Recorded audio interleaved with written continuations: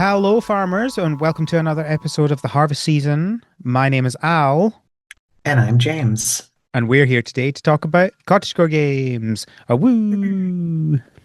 Welcome, James. James is someone who I have, I guess I would say a friend. We've talked for quite a long time online, Yeah.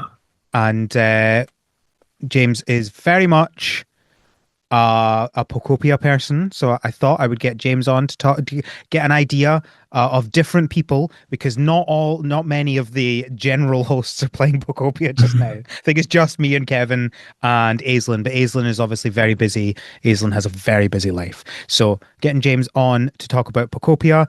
James, is there anything you want to? Who are you? Why are you here? What you doing? Yeah. Anything you want to Starting talk about? off with like a presidential, that's how a vice presidential debate started one time. The guy was like, "Who am I? Why am I here?"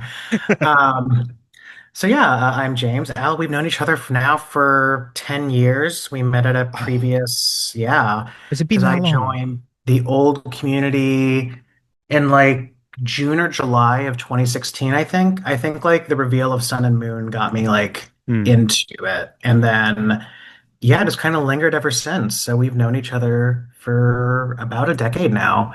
that's mad. And yeah, I've been playing Pokemon games and some cozy games as well. The last one I really dived into, aside from Animal Crossing, of course, was the remake of Story of Seasons or Harvest Moon and A Wonderful Life, Ah, because that Wonderful was like Life, right? the farming game of my Yeah, childhood.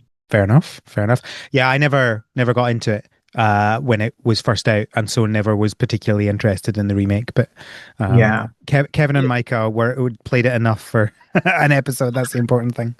It's one of those ones I really like because it kind of Stardew, I like it, but it overwhelms me with choices. Hmm. And the thing that I like about that game in particular is it's kind of constrained in what it does. And there's not as much like free form you can do anything. You can go on like different quest lines. There's like kind of one set storyline and you can kind of do everything if you really put your mind to it.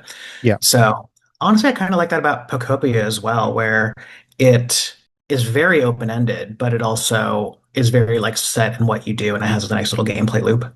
Yeah, yeah. I think it's interesting because I find that sometimes people are find that about Stardew is they're like there's just too much, Hmm. and what I often respond to that is well yeah but you don't need to, and I think the choice is what I like, and it's But I like you want to, can Al. But I you want to do everything. well you can do everything or I you can know. do just some things and you can build up. So like if you think about Pokopia, um you can still do everything if you want, but as you say, there's specific things you can focus on, Yeah. and that thing that people would focus on would be different for different people.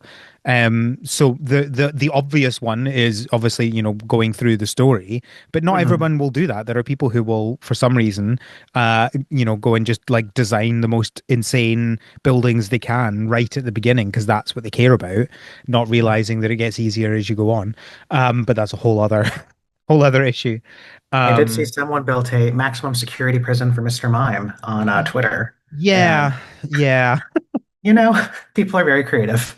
It's interesting because I've never been a huge Mr. Mime fan. But I've also never been a one for the Mr. Mime hate.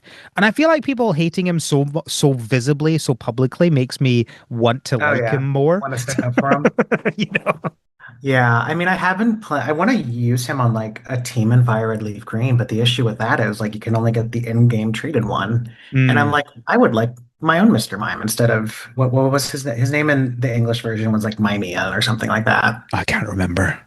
I think I've only played Fire Red and Leaf Green once.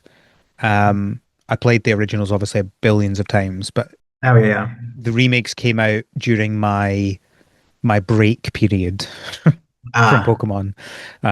So I played I played Gen 1, Gen 2, and then Gen 3 came out, and that was when I was like, oh, I'm too cool for Pokemon. Spoiler alert, I wasn't. And then came back during Heart Gold, Soul Silver. oh, Um, nice. so I missed all of Gen 3 and then basically all of Gen 4. So, but I mostly miss Gen 5 just because that was my like transition from college to or mm, from high school to college. And so I just had no time. And so I got back into it. I played those games, but then I got back into it more with X and Y.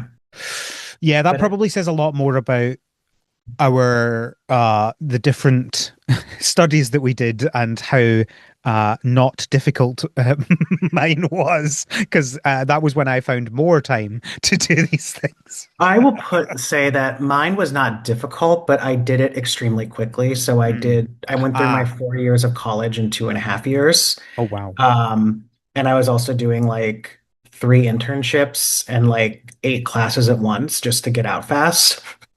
So the lack of time that I had was mostly self-inflicted. Well, fair enough. All right. So this episode we're going to talk about the map of Pokopia, the different areas. We're going to talk about what we like about the different areas, stuff like that. And then I thought it would be fun to talk about some areas that we think they should add to the game. Um, and right at the end, we're going to talk about there was a possible leak on some possible future stuff in the game based on the map. I'm trying not to give too much away at this point that we will talk about right at the end after our what we enjoy and our speculation, and then we'll talk about the leak at the end. So if you don't want to hear any possible leaks on what is coming to the game, you can drop out at that point. There won't be anything after that. Yeah. So I will make it very clear when we get to that point. Before that, we've got some game news. It's not a very busy week for game news, but we have some, as always. But first of all, James, what have you been up to? Um, well, personally, I've been in the peak week of marathon training, which has Mm. been not enjoyable. I'm running 50 miles this week in Oh, total, goodness. which I don't know what that is in kilometers. I would probably say, I'm um, sorry, you play so much Pokemon Go and you don't know what the mile to kilometer conversion is. well, that also counts walking in. And that's It's a lot 80 of like kilometers. yeah, that sounds right. For 50, yeah, and plus everything on top of it. I think when I ran my marathon in November, my kilometer weekly for Pokemon Go was about like 150 kilometers walked, I which was gonna was say, did you not do like the 200 kilometers in just over a week for one of the uh levels? well, yeah, that marathon was a mistake because that was also PAX Unplugged weekend here in Philadelphia. So other friends of ours were in town, and I wound up walking a marathon before I ran one, Oof. which is not smart. You are not supposed to do that. Personally, So, I would say that any marathon is a mistake, but that's I mean, I would not disagree with you. This is very stupid what I'm doing, but I've been training over the winter. So this is peak week. I've run yeah. 30 miles this week, and I will be running 20 tomorrow morning. Because Oof. there's a half marathon here in Philadelphia, and I'm going to run. So I'm going to wake up at like 5 in the morning. I'm going to start running at 5:50. I'm going to get to the start line at 7. It takes off at 7:30, and then I'm going to run for another 13 miles. Yeah, I was gonna say because you said 20 miles and then you said half marathon. I'm like, those are not the same thing. No, I'm doing bonus miles before the race starts. It's going to be great. That's mad. And aside from that, I am playing Pokopia a lot, and Shock. yep. I finished the story about a week and a half ago. I think it took me about 5 or 6 days to finish the story since its Mhm. release because I was kind of doing one Pokemon Center rebuild a day, basically. That was kind of my benchmark. Mm. So I finished it kind of quickly, and then I just kind of got overwhelmed, and I didn't like how my areas were, and I was like a little bit overwhelmed. So I wound up deleting that save file, which I don't think I really missed anything. I have to go get the hop-up stuff again, which I think I can just time skip to eventually and get it back. Um, Certainly, just now, I suspect they'll release an update soon that removes the the event hop-up. and adds the next event in. Ah, got it. Because I know someone said, or I saw on social media or something, that you can access like the next event, which I think is Sableye or something like that. I'm not Oh, I sure. missed that. But someone was able to like access it, or it's like in the game already. Kind of like how Animal Crossing was, where people could access certain holidays after certain updates. Yeah. Um, I think I saw that.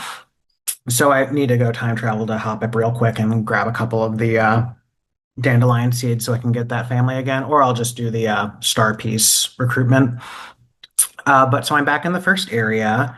I just finished the Pokemon Center, but I am like building houses, and I think I want to get each area up to um, level 10 before I continue on to the next area. So I'm recruiting Pokemon. There's a bunch that I've like gotten this go around that I didn't have on my first time. And so that's been like a fun little experience. So Hmm. I have like the entire Charmander line. They're all like mining away, building me bricks. Like they are not, they do not get breaks. They need to unionize these poor creatures. And I'm just working on kind of revitalizing the area. What about you? Cool, cool. Um, yeah, I also finished the story much slower than you, but I finished it. I can't remember. It must. I wasn't on last week's episode, so I think it was a maybe Sunday last week or something. I finished the story, and very much enjoyed the story. And Hmm. then I wasn't quite sure what to do. I didn't quite get as overwhelmed as you and delete the save file. Uh, because I think if I were to like lose my save file, I would just be like, I can't deal with this anymore. It's too Hmm. much. That would be my overwhelm. I took a few days of just kind of pottering about here and there, building some things, and then noticed how quickly I was. Oh yes, that's what it was. I built a subway system in Rocky Ridges, Oh, nice. and so I think we've got three different lines just now. One goes out to the museum and back round. One goes one is just like the revitalized one in the mine, and then one goes up through the farming area and then round a little bit that I'm using for mining uh, Nice. copper. And then I realized how quickly I was increasing Environment the level. environment level, and I was also like I was putting Pokemon in houses so that I was getting their areas available for another Pokemon to spawn into. Hmm. And just yeah, I was at level 8 and I was like, oh, this is actually really doable to get up to level 10. So I then Yeah. just pushed it up to level 10 the same day.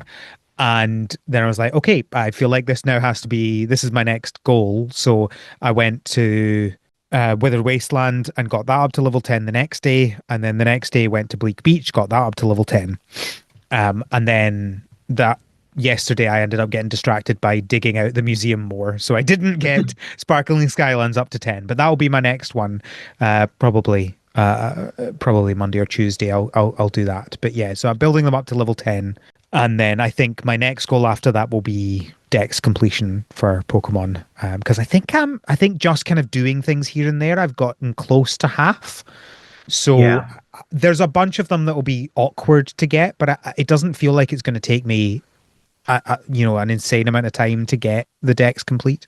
No, and you've seen like the boosts and stuff, right? With I don't know how spoilery I can be. This is not like super spoilery. If it's a mechanics thing, I think we're at this point Okay, yeah. what are we 3 weeks Well, in on the release? yeah.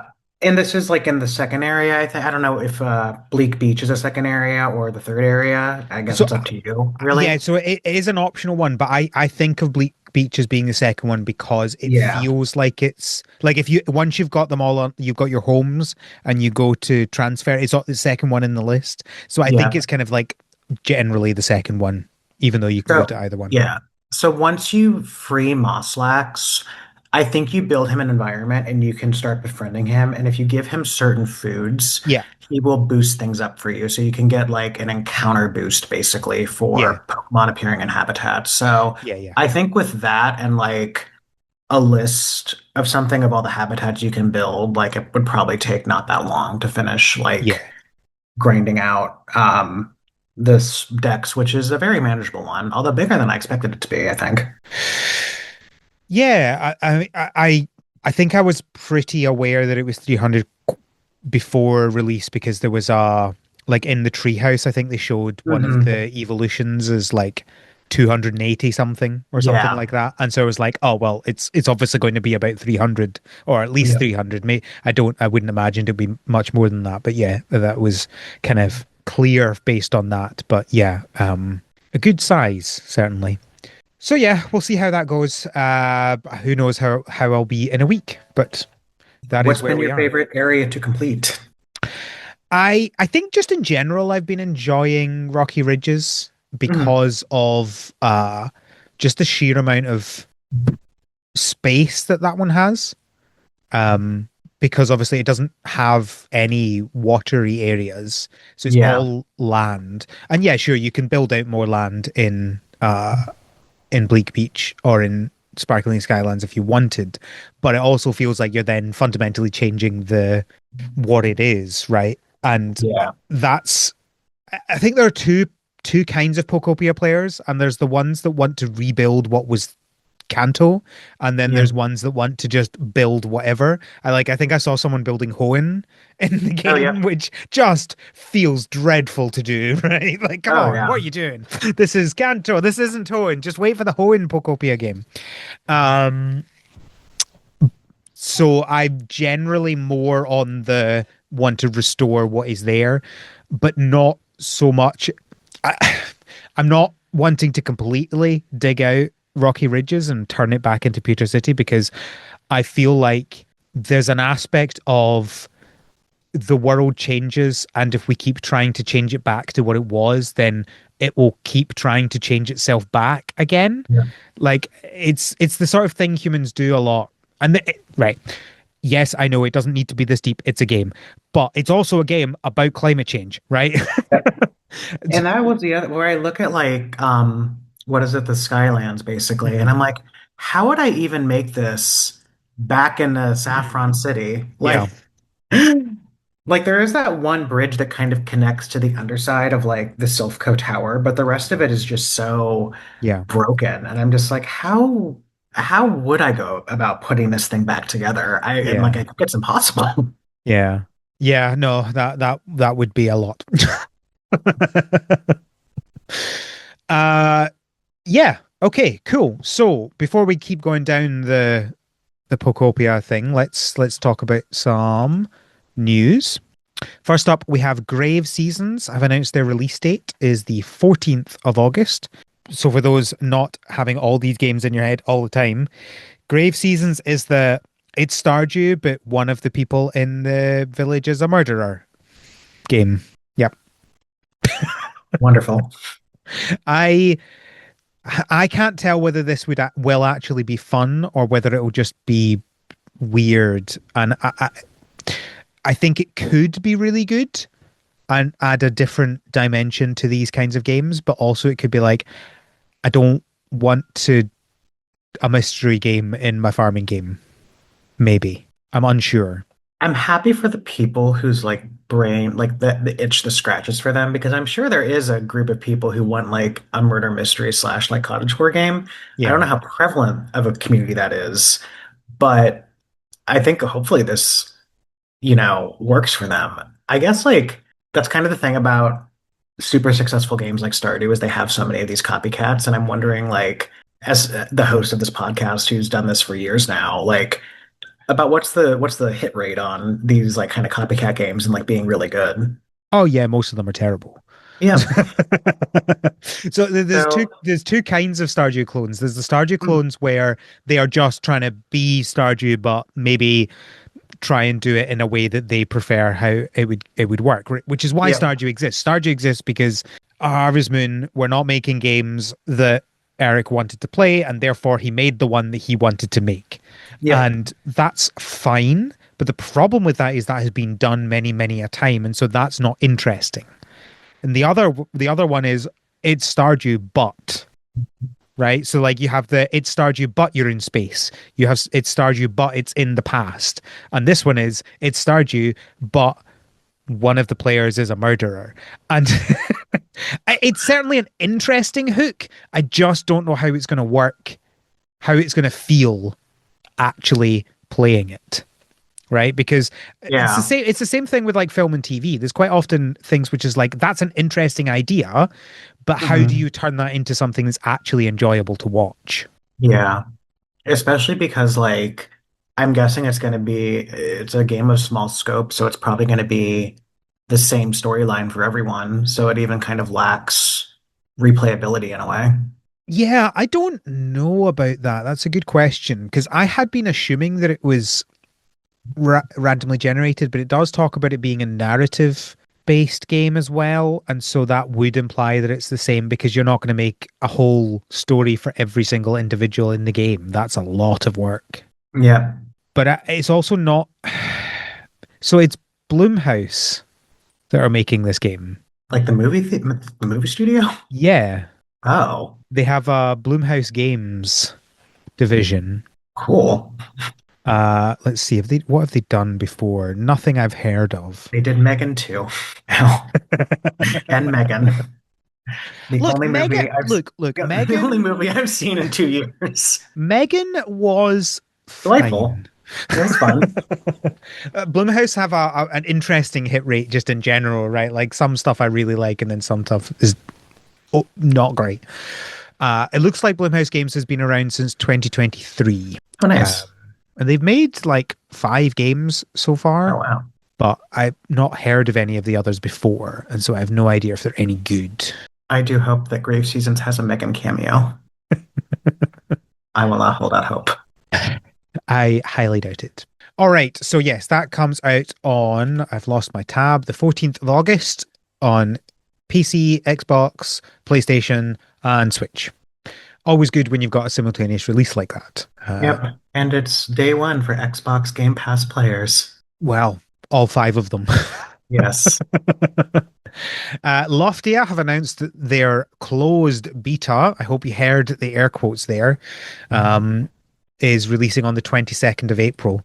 Uh, I always love the different names that different people decide their game releases are going to be in, whether it's alpha, beta, closed alpha, or the next one closed beta, or the next one closed alpha. We just like everything's got a closed beta is just an alpha, right? Just what are you doing? Mhm. Just call it what it is. Like why do you need to complicate these things? Whatever. Yes, so that's coming out on the 22nd of April. So if you backed, I presume it's a Kickstarter reward, the closed beta. Yeah. Yeah, Kickstarter backers, oh, brilliant. Alpha backers and early access backers will have access to the closed beta. So Beautiful. they even didn't call it a beta in the Kickstarter. This is, oh, goodness. What are they like? It does look really cute. Yeah, I'm still not sure whether this game is real or not. This is one of those ones that it feels like I'm not sure whether you were aware of this what was the one? Oh, Heartopia. the trailer is 18 seconds. That's great. Oh, there's a longer one. I see a longer one Okay. on their Steam page. But yeah, so there's games like Heartopia and stuff like that, which are all these like technically they are games, but I don't know who would play these because they're just such terrible versions of games.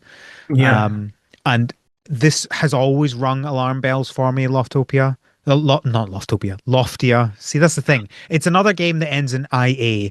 That's probably why I'm suspicious of it, because all of the scammy games end in IA. It's also a multiplayer one, so that's always another red flag. But Yeah. Massively multiplayer even. so we'll see. Uh, Having mostly stuck with like traditionally published cottagecore games like Pokopia and like the Harvest Moon, A Wonderful Life, or Story of Seasons, or whatever they're calling themselves these days. Um, it's both. kind of interesting to see like just how big this industry is. Mm. And I think like obviously this kind of thing exists in the AAA space, right? Space too, right? Like with games like what was that one that just closed down that was like massive? I'm thinking, of course, of like Concord, which was like an Overwatch ripoff. But there was a Oh other one yeah, recently I that know was the like, one it was up for like 3 weeks and then they shut it down. yeah, Oh yeah, I can't the remember what it slightly was. more successful Concord. Um, There's so many of these that it's hard to keep I track of them, but know. I know of the one you're talking And about. it was like the big reveal at the Game Awards, and Yes, everyone's yeah, yeah, like, yeah. this looks really boring. And the game was functionally fine, and just no one cared because like Overwatch exists. Yeah. And this is kind of like that, but at a smaller scale. Yeah, no, I think you're definitely right, and I think it has the same sort of problem as Overwatch clones and stuff like that because cottagecore games and Overwatch clones and stuff like that, they are games that are designed to be your always game, your all the time Yep. game, your forever game, right? Like they're designed to be you will sink in hundreds, if not thousands of hours into these games. And Yeah. so you can't play everyone. Trust me, I have tried. Um, yeah, no, you're definitely right. Like, And I think the biggest issue with games like this is like the only successful AAA titles that we've seen are kind of just like games that have a massive IP attached to them, kind of like Pokemon Unite being like a League yeah, of Legends and Marvel Heroes being an Overwatch like, yeah. right? Like those are massively successful, but they're also Pokemon and Marvels. And it's just kind of like, I don't know how a game without a massive IP attached doing this kind of like always game strategy is ever going to work. Yeah, yeah. It can happen, but it's Hmm. so rare that it basically won't, right? So like Yeah. Stardew doing it, incredibly Yes. successful, not going to happen again. Yep. And then you have things like Power World. Power World made it, but also did it make it because of the Pokemon comparisons? Or did it make it because people were intrigued by it based on that? Or did it actually do it because people liked it as a game? It's hard to know. Yep. Yeah, not sure. Well, speaking of Stardew clones, next we have Super Zoo Story, which is Stardew but Zoo, which, Yes. I mean, honestly, sold me the moment I first learned about it. Yeah. Uh, And looking at like the images and screenshots, it is Stardew. yeah, yeah, But as someone who sunk hundreds of hours as a child into Zoo Tycoon, I'm actually intrigued. yeah, yeah, yeah. Well, that's my thing because for people who aren't aware, I'm not a big management style game person. I Mm, used to be when I was younger and I had more time to like just sit at my computer and play games because I didn't have any responsibilities. But now as a 35-year-old parent, I just want to sit on the sofa when I'm not doing stuff, and so I there that's not a fun way to play management style games. So the idea of being able to do a zoo game that is you know I have a character and I'm walking around and doing stuff, is much easier to play with a controller and on a Steam Deck or whatever. yeah, definitely. The news for this is that they're releasing their closed alpha on the 9th of April. And that goes out to all backers on Kickstarter who supported the alpha access tier. So, And a first half of 2027 release. yes, yeah, that's pushed back a bit from where their original one. I Wow. think it was originally meant to be the end of this year that their full release was. So it's now next year, which is probably when I'll play it. Yep. It looks really cute. Yeah, I'm looking forward to this one. I'm looking forward to it. And next, we have Overthrown have released a very small update, and I don't normally talk about small updates like this, but there wasn't a lot of news, so I felt like I would talk about it. They've released Steam achievements. That's it. That's the update. If you've not seen this one before, James, the fun thing about this one is that you are like Naruto running around and throw like you can throw trees into your your log maker and then it will make logs, or you could even like pick up your log maker and run Yeah. into trees, and like there's just lots of silly physics type stuff with it, which is fun. Yeah. I'm looking at it. It seems really cute. It's also definitely not Zelda Breath of the Wild at all. No. How could you say that, Al? And it definitely isn't meant to, your clothes definitely aren't meant to look like Link. Not at all. I did see the main character just sprint over water. Yeah, yeah. The zany, like, I don't know how to describe it, but like the art style or art direction, it kind of reminds me of like Spyro in a way, where it's like super Yeah, exaggerated. I can see that. Yeah, yeah. Next, we have Sprout Valley have announced that they are finally Steam Deck verified. I don't know what's changed here because I played this game on the Steam Deck like a year ago and it worked. I didn't notice any issues. So I don't know why they weren't Steam verified before, but now they are. It's Uh, cute. I like the little pixel art. yeah, it's nice. I will say it's quite low in terms of features. Mm. If I remember playing it, it was fine and enjoyable for a few hours, but then you very quickly run out of stuff. Ah. It's very heavy. There is a story, but it's very short. Hmm. And then you're just kind of like, I'm just farming. Really, there's not much you're doing after that. And for some people, that's all they need. True, true. But they probably have a game they're already playing for that, is the problem that we were Yep. talking about before. And our final piece of news is Coral Island have updated their roadmap. Their 1.3 update is no longer going to include Kids Grow Up. That is going to be in a 1.4 update. Uh, I am okay with this, except with one thing. So for those who aren't aware, they've this is the second time they've done that they've moved the Kids Grow Up into a future update. But the problem is when they did it last time, they didn't move it out of the 1.3 update. They added a 1.2b update after 1.2 that added some things in and didn't add the Kids Grow Up. And the problem I have here is this is the sensible thing to do is moving something out of the update into a future update and keeping the version number. But why didn't they do that before? Why did we get the 1.2b and now we're getting the 1.3 that doesn't even have the stuff that they wanted to put in the 1.3, so we still get the stupid named update before. Ocean and kisses. Yeah, I don't know what this means. So they've said that Also, there's the two image is hysterical. It's just like this it's a ombre silhouette. colored woman, except for her lips, which are bright red. And Well, also that's the kisses. there's a pufferfish behind her, and its lips are also big and red. But the So man has normal, he does not have super bright lips. of course he doesn't kiss you. Um, No. so it seems that they're adding two new datables. That's presumably the kisses. Is one Um, the pufferfish? and they're adding a Merfolk festival and then some quality of life improvements. It feels really much like they were struggling to figure out a name for this update, and they were like, "Ah, Ocean and Kisses, why not?" Like, it Yeah. just you don't need to give your updates names. You can just give them the numbers, right? They Yeah. have a name. It's the 1.3 update. There you go. There's your update. They must be really struggling with the Kids Grow Up feature now that because it's been I think the 1.2b update was last October or something. So like they keep pushing it. It's obviously bigger than they were expecting. Yeah.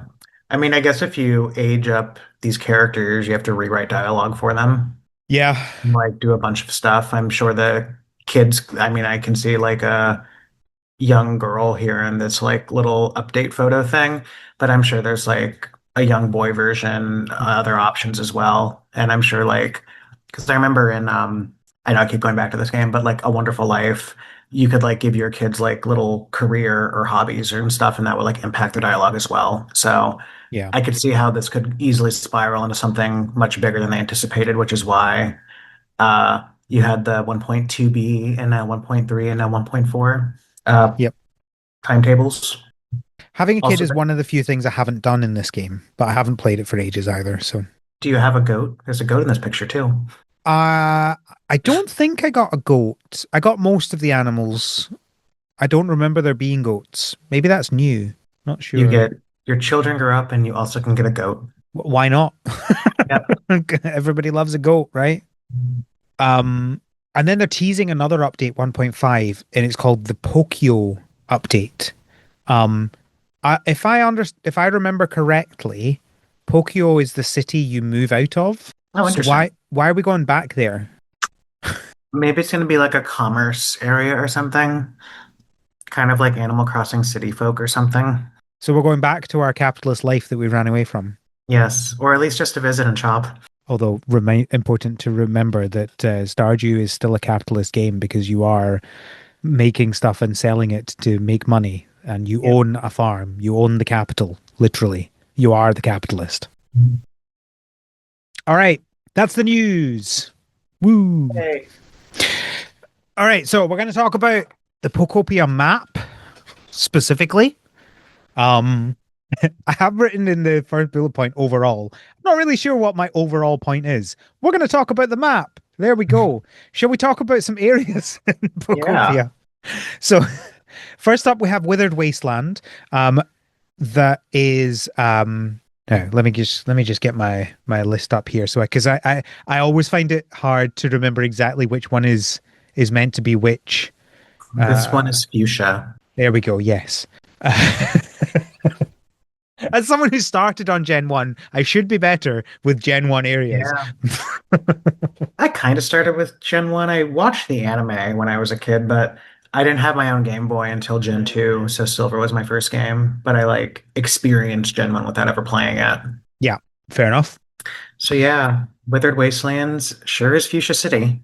Uh, from it kind feels of like the it feels like the least recognizable of them to me, because as it's the starting tutorial area, you basically are like, here's area, and you're like, okay, how is it meant to be fuchsia other than just like the topology of the land, I guess, and also the direction of each of the other areas, right? Like, oh, Rocky Ridges is vaguely in the direction that Pewter City was and stuff like that. That's about it. It's just like the land is vaguely shaped like Fuchsia City was. uh I mean you also find the Koga costume in one of the houses. And I think the bigger thing is and I think Let's Go Pikachu Eevee, I can't remember if it was on Heart Gold Soul Silver as well, but the road path is also very similar. So that kind of like arched red brick Ah, okay. pathing is very similar. So even before we really got into the game and the trailer and figuring out this was like a post-apocalyptic Kanto region, people were kind of assuming this might be fuchsia just because of the road tile. Um, because it was so distinctive in I think both Heart Gold, Soul Silver, and Let's Go Pikachu Eevee. This is going to be one of my problems in general with this game is having no visual memory. I can't like compare it without physically looking at pictures of them next to each Here, I other. found a picture of fuchsia from Let's Go Pikachu Eevee.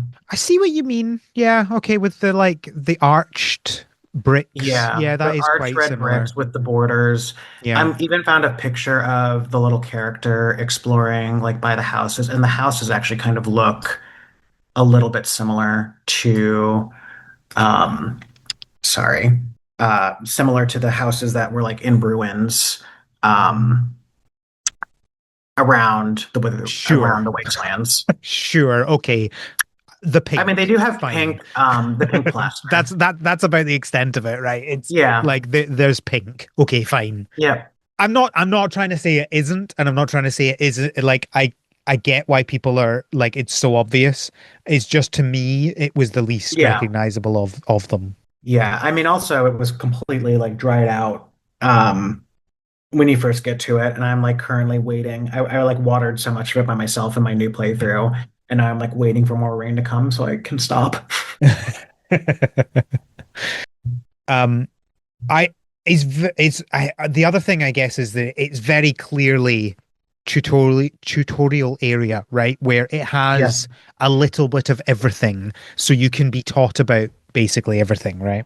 It's a pretty well designed, I think, tutorial area as well.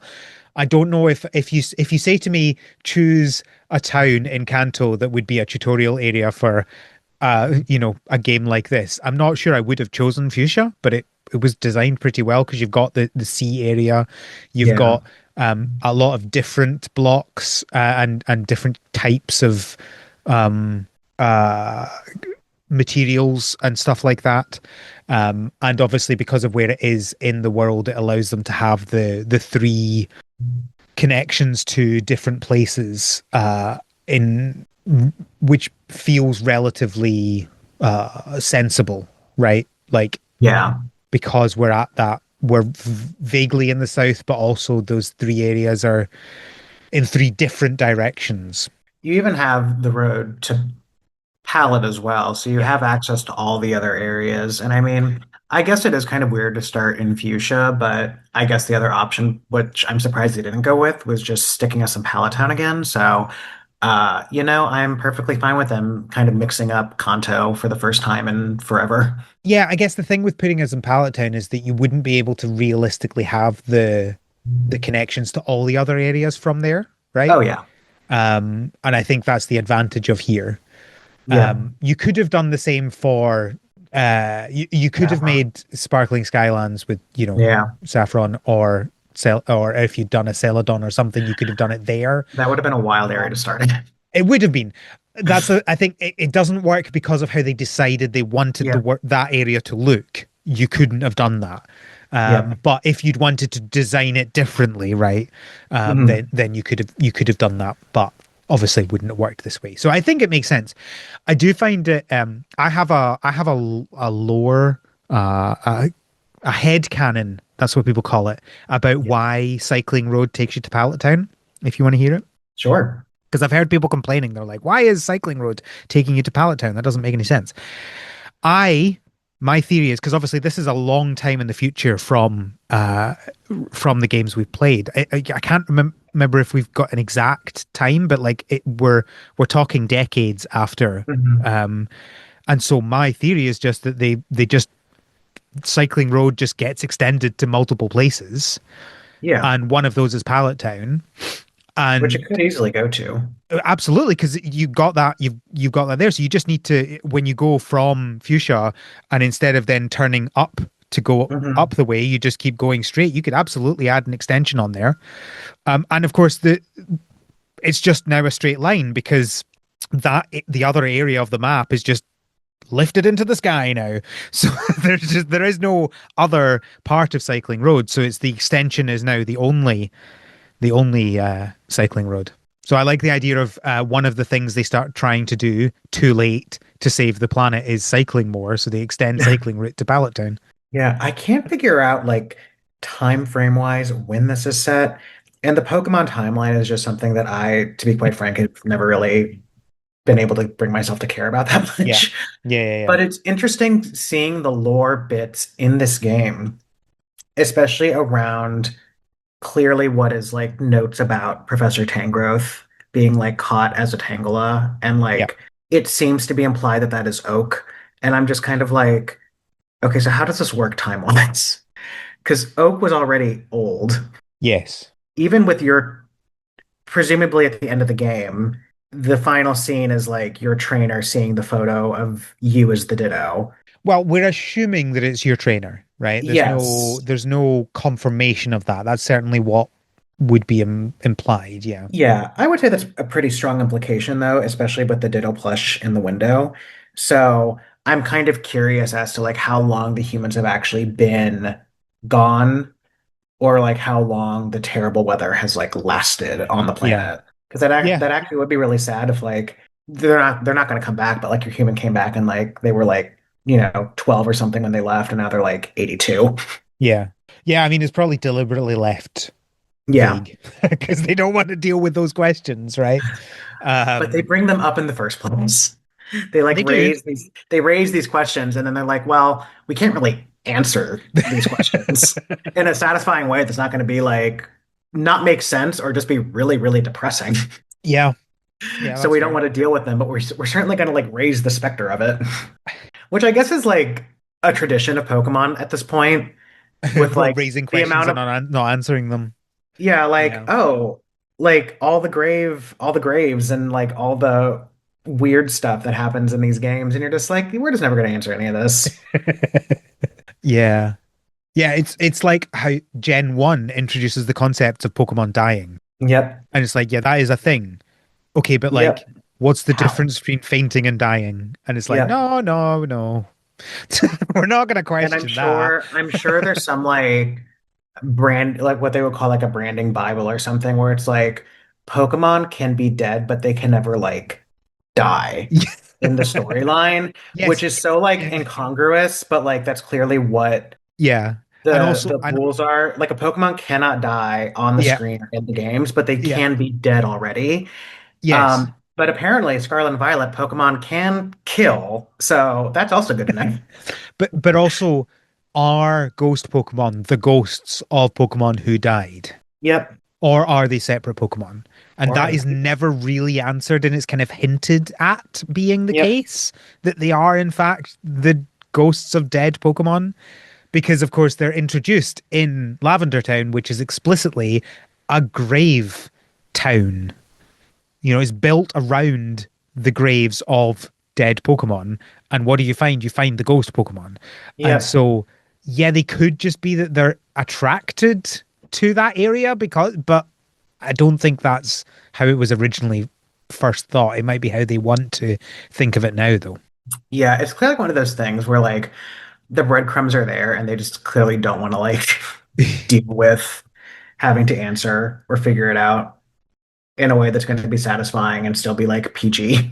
Yeah, well, that's the thing. I think I wouldn't be surprised if it's like there are people on the team who want to raise these questions and want to deal with Hmm. these things, but then it's like, yes, but we're also cater to kids, right? So Yep. we can't truly answer those things. Okay, so we're going to talk more about some things here. If you care about being spoiled, probably best to wait until you've played the game in general before you listen to this, because I want to talk about As the I've already described the final scene of the game. well, true, that's fine. Whatever. Maybe I'll put something in post. I don't know. But I want to talk about the cavern with the or what they called this mysterious slates. Yes. Um, what is that meant to be? Do you want to know? Or do you know? Well, no, I know what you get from it. I'm Oh, yeah, aware yeah. of that, right? I know what the purpose is in game. Let's not spoil that one for the listeners. I know what, but like Yep. if we're talking about the map and we're talking about this is Fuchsia City, are we to understand that this has always been under Fuchsia City? Because Possibly. there's nothing like this in any Fuchsia City that I'm aware of. Oh, yeah. I mean, that is interesting because I remember from like the original game, there was that diary entry where it's like, we went to South America. And I'm just like, oh, that's weird. Um, Yeah, in the game, it's just like, yep, South America is a place that exists in the Pokemon yeah. world. Um, so that's where they found Mew initially. So I guess maybe this is just like a Okay, retcon to skip I guess we Kanto. are spoiling it then. Oh, I'm so sorry. I didn't even That's all think. right. Oops. That's all right. I'll decide what to do in the edit, whether I keep it in or Yeah. not. But Yeah. So I guess this is a way to retcon it into the Kanto region, which I guess makes sense. Um, I guess it's also just like a fun little quest line. There might not be deeper than that, just to like give right, you some right, but long-term. but they make us, as we've just discussed, they make us ask these questions, Oh right? yeah, So like my question is, where did this come from? Has this always been under Fuchsia City? let's Is go it with maybe that. is it under because it's obviously further north than most of the Is it under area. the So is it Safari Zone? that's what I'm wondering. Yeah, that'd be like fun lore implication in the future Kanto remake. We will obviously get or Yeah. something where the Legends Kanto game. Yeah. Can never let it go. That was I cannot believe that they put this area, okay, we're talking about it, Mew, right? Why they yeah. put Mew in Withering Wastelands rather than in Bleak Beach. I can't believe they did that to us. That's Yeah, just shocking. it was weird that it was in the starting area as well because like you reach it and it's clearly unknown and it's just like, oh, this is something. And Yeah. then like you get these slates so sporadically throughout the game. Yeah, I've had two so far. I had about four when I finished the game the last time. And I don't know how I got that many because in my new file I have two already. Um, but I have been kind of going out of my way to break open the glowing spots. Yeah. So I am curious as to how long it will take. And I know I'm curious to see how powerful that Moslax boost is with this because you can get more like glowing spots as well as one of the Oh, boosts. nice. Yeah. So I forget what all of them are. One is like get friendship better with Pokemon. One is like Pokemon appear at habitats more frequently. One is like maybe like more resources from like trees and stuff. And then like Yeah. one I think is like more treasures appear. So yeah. I don't know what, maybe Legends Kanto, we find Mew, Ruins, and Fuchsia, and then Professor Oak, who is somehow still alive or whatever in the ancient Kanto. He's like, we're gonna build a Safari Zone here to protect it.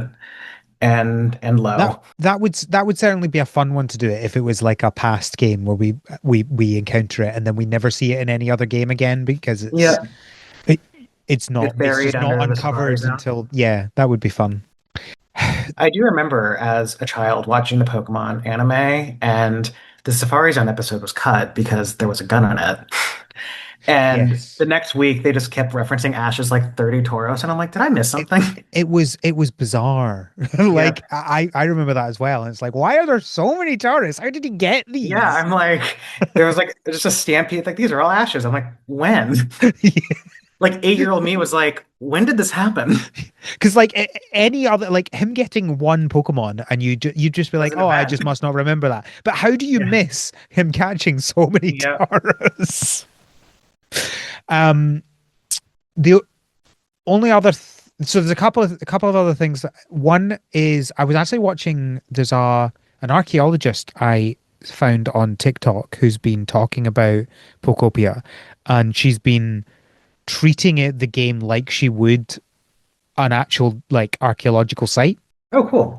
And it's very interesting because it's obviously not perfect. Nothing about games Yeah. ever is, but it actually seems to be quite accurate to how like sites would seem like in terms of like things not just being gone. They're like broken versions of things. Like you get Hmm. the like broken down path and stuff like that. And if you follow the path out of Fuchsia City towards Bleak Beach, um there's like I can't remember what she called it, but there's like basically a landslide down onto the Yeah. path.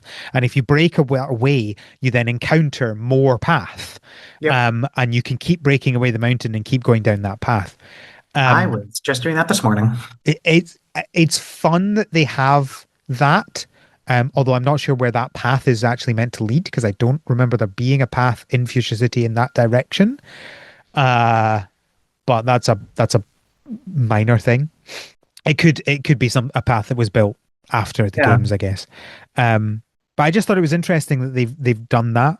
Yeah, no, it's because I remember digging it out this morning and or the first time I played the game, and I was just like it's gonna be ugly because it's gonna be like the path's gonna be broken. And then I dug it out and I was like, oh, never mind. It's just like a landslide or whatever, or Yeah, like it got buried over time. So that was like kind of fun. And yeah, I like this area a lot. It is so weird how like vertical it is though, especially with yeah. kind of the part of the map near Bleak Beach where all the houses and like the farmland is up top. So That's my kind of like inaccessible, which is interesting. so my again my head canon to this is that is land from Sparkling Skylands as it went up into the air. Because Mm. Sparkling Skylands isn't just land in the air. There's gaps between it as well. So Yeah. that land had to go somewhere. Oh, and I fell on Fuchsia. Yeah. I like that. Because it's the same with Bleak Beach. It has a bunch of extra land as well that you wouldn't have had in Vermilion. And Yeah. it both of those are like south of Yeah. that area. And so it would make sense that some of it would just kind of like fall onto those areas. Well, makes sense. Doesn't make sense that land is just rising into the sky. But if it would make sense that it wouldn't just all go up into the sky. So that's my theory about that. Yeah. I do like this area and like being able to I'm more thoroughly exploring these areas now that I'm taking the game a little bit more slow. Yeah. And I was surprised that completely forgot that there was the squishy clay. That was what was surrounding Onyx. So I've been able to like already make bricks for the next area, which is kind of nice. Yeah. But then I was also digging around somewhere and I ran into like Pokemetal and I was just like, oh, Yeah. like obviously I can't do anything with this yet because I don't have like food. But Yeah. I'm just like, oh, I had no idea this stuff was even here like this early in the game. Yeah. It's around there's like a whole tunnel network around um the Mew Yes. area, which I was investigating that the other day as well. The only other thing I think of in this area is the rocket lighthouse. Yes. Was that lighthouse? like built specifically for because obviously it's the rocket, the Mhm. Team Rocket lighthouse, if you will. Um, and I guess that's why that didn't exist in earlier games as well, is because that is built from scratch as like they didn't retrofit a lighthouse to be a rocket, right? Yeah. I mean, I like it. It was a cute little. I kind of liked how that was the gym challenge in a way. Yeah, And being able, it's kind of funny because you kind of hit a wall. I forget with what item. Um, but you kind of hit a wall with it, and then like you kind of fly through the last few challenges. yeah, I was the same until you get to the It was one the where it's paper. like, It was the I couldn't find how to yes, get the yeah, paper. yeah, because I don't think you And can do that till Bleak Beach. But if you're not, by the oh, time I got to, I didn't have it until the Skylands. so I had it in Bleak Beach, because oh wait, no, I guess you're right. It is Skylands. Yeah, that'll Yeah, be because you why. get the paper and have to give it to No, Metagross. Or you're not totally Metagross, right. You're totally right. Matang. You can't actually get any waste paper until that point, I Yeah. don't think. Unless there's I maybe think there's you a can get Pokemon like that will litter it. yeah, you can get like litter or like something, but you can't make clean paper. Or I think I got papers or something, and I'm like, oh, this is a thing I need, and it was not the thing. It was like I th it was like a physical like furniture item instead of I like the yeah, resource. I think you can get it earlier. I'm sure Um you can with some other Pokemon, I'm because guessing. because you get Trubbish automatically in Bleak Beach if you follow the story, and Trubbish can turn waste paper into paper. Oh, okay. Um, but I don't think you can get the waste paper that way. You'd have to have a Pokemon with litter, which there probably is one, Yeah. but I'm not sure if it you get it as automatically. And I didn't know why. I just kind of assumed Trubbish could only take the non, I forget the item name, but like the garbage and turn it Not into iron ore. Yeah, non-burnable yeah, garbage. yeah. No, And turn that into iron. the recyclability, all of them can do both of them. Oh, nice. What is it that? Why does Cerebi not tell you what a Pokemon litters? It just says they have litter. Great, thanks. Yep. And I want to like build out my areas to be more like a little bit optimized where the Pokemon would like gather stuff and like be able to like water the crops kind of by themselves. And that is something that you can do. It just takes planning, and Yeah, that's just like a lot of forethinking for me. I guess I like my palette area. I can't figure it out, but I'm pretty sure there is a Pokemon you can get that litters waste paper. I'm Um, sure there is. but yeah, you have to specifically get that. Otherwise, you can't get waste paper until Skylands. I think you're right. Yeah. Because I first got it when I got Matang, and then I was like, oh no, I'm drowning in paper. And then I was able to do like challenge 4, 5, 6, and 7, and 8 immediately. Yeah. All right. Shall we But move yeah, on to? Sorry, oh were you no, no, I gonna? was just gonna say the rocket thing was kind of cute, and I liked how after it took off, you could go underneath and see like their little hideout and Yes. find Magnemite. Yeah. All right. Let's talk about Bleak Beach. We've got. Yeah. I guess the biggest thing about that is the SSN. That was a fun thing in the map. The And rest of also the lighthouse there. That's we finally have an yes. answer as to what the Machop was building after all of these years. Did we not get that in Hard Gold Soul Nope, Silver? he Did we was not? still just stomping Was he away. still building then? I Yep, thought he he was still had. building. And everyone's like, because he was still building in gold and silver. And everyone's Yeah. like, this is so funny. This thing is never going to finish building. Yeah. Well, okay. There you It's been 3 years and now we finally have a lighthouse. go. How long does it take to build a lighthouse? Apparently, That's a more than three question. years. I suspect that it's an organizational issue and they just kept changing what they wanted. Yeah. I also love that the lighthouse in the old games was in the middle of the city, Yes. which, like, sure. Um, But yes, the SSN as well. the SSN was to me the most interesting part of this map because obviously it's quite intimidating. Like you can very much it's very clearly there in in the background the whole Yeah. time. But it takes you a while to actually get out there because obviously you don't get surf straight away. You could, I guess, rebuild the bridge, but you're still quite early on in the game at that point, and so you're not you probably don't have the recipe for planks and you might Oh, no, not you have a get lot of it pretty stuff. early. because you have to rebuild the bridge to get to Kyogre. Um, so they give you the plank recipe, so you can just kind of go ahead and build Oh, yourself right. And okay. I did. I'd missed that because I I did not rebuild the bridge to get Oh yeah, the but they expect. properly. I just used dirt. Oh, nice. But no, they give you the recipe, I think. I can't remember, like, the recipes in this game are so weird how they give them out. Yeah, Um, but Kyogre appeared on the Wastelands for me, and then I built the bridge out to Kyogre. So that yeah, was yesterday. So I have like 100 wood bridge pieces that I have just kind of saved up. yeah, And I'll probably do that when I first get to Bleak Beach, is build out like route out my area to get to the SSN. yeah. The other thing as well though is what certainly I felt when I hit Bleak Beach, I was like, oh wow, this game is a lot bigger than I was expecting, and that Yeah. was my first overwhelming moment. And so that's where I switched from I'm gonna do everything like in detail to I'm gonna do the story now. And so I wasn't really going out to the SSN, but I was very much aware of it. Oh, I think you have to go out at one point, but to do the story, Yeah. because I think you have to go get Cleffa. But I wasn't really focusing on that, and I certainly wasn't going out until I had to. And by that point, you have Surf to go over Yep. there anyway.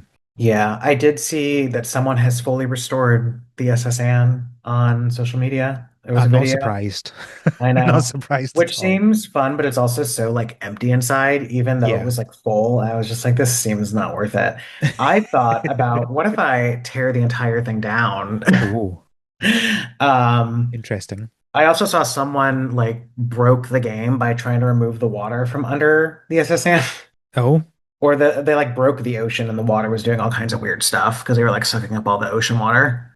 yeah. The ocean does not like when you take water out of it. It goes weird. It's not like a Yeah. river. It gets really weird. You can fix it because I had a Yeah. little area that I'd mucked up and I fixed it. I I feel do like they could have have dealt with the water in the sea a bit better, but the water is very funny because it just kind of ends at some point. yeah, So actually in my Withered Wasteland area, I dug out a tunnel to water the area kind of near the Skylands entrance in that yeah, big open field behind. But so I have water running through half of that, but it just kind of ends midway through the pond. yeah, And obviously they want you to use like the water spit up ability to fill in the other side. So my yeah, water is just like half not there. yeah, It's kind of sad looking. yeah, yeah. I actually didn't go into that area until just a couple days ago, Oh, um, nice. It because is so interesting because what's it called? You briefly mentioned doing like a Professor Oak challenge or something with this game, yeah, and I said it mostly as a as a troll. I joke. don't think I was being serious about it, but No, but it's so funny because in the Sparkling Skylands during my first go around, I got Prinplup and didn't really even think about it. But I just got Prinplup the other day because I had the water wheel working in that area. yeah, And so I'm like, oh, this is like, you can kind of bust open the game in so many different ways that I haven't even thought about. And I think that's really interesting. yeah, yeah, yeah. That's interesting because I guess by default you would probably get it.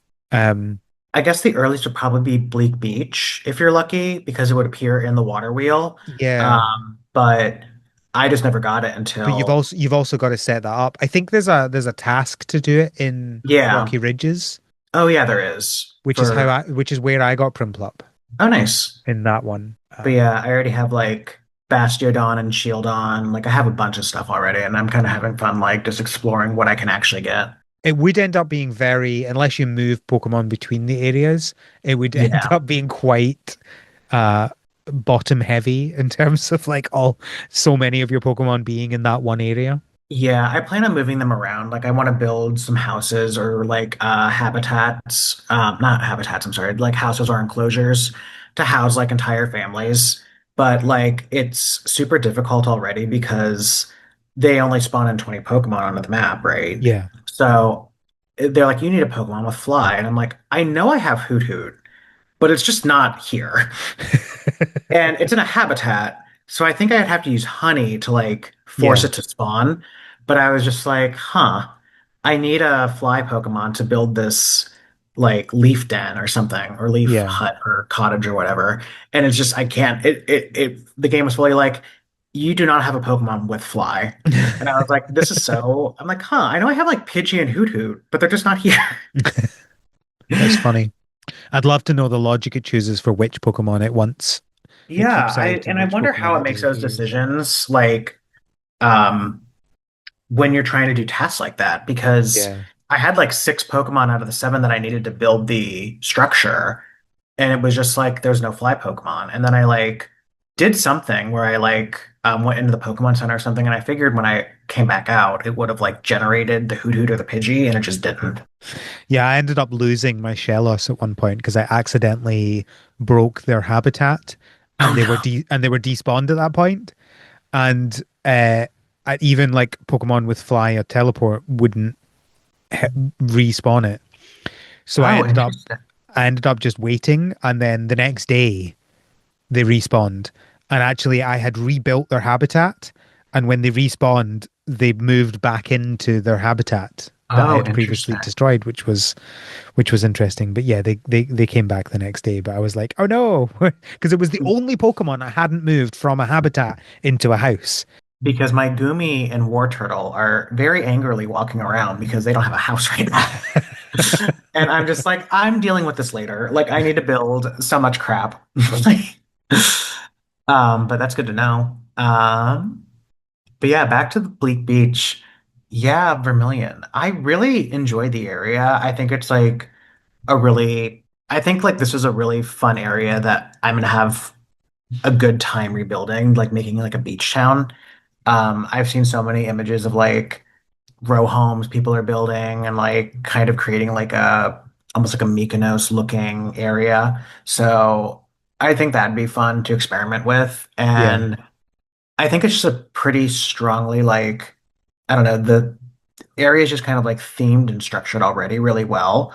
I kind of like I how it's already like half a town and half a beach. yeah, Uh, I think that's my problem with it is I have because it's so, as you say, Prescriptive. there, I Yeah. have less of an idea of what I would want to do with it. So all I did with it was just rebuild the houses and then put the Yeah. Pokemon in there. And I'm like, but what else would I want to do? Like I could do some like islands, maybe, but like that doesn't feel like that like I want to do islands with skyscrapers and sparkling skylands, and so it kind of feels like I'm just doing the same thing again there. And it's Yeah. like, well, I could go like underneath and have like underground, but then I'm doing the same thing as Rocky Ridges.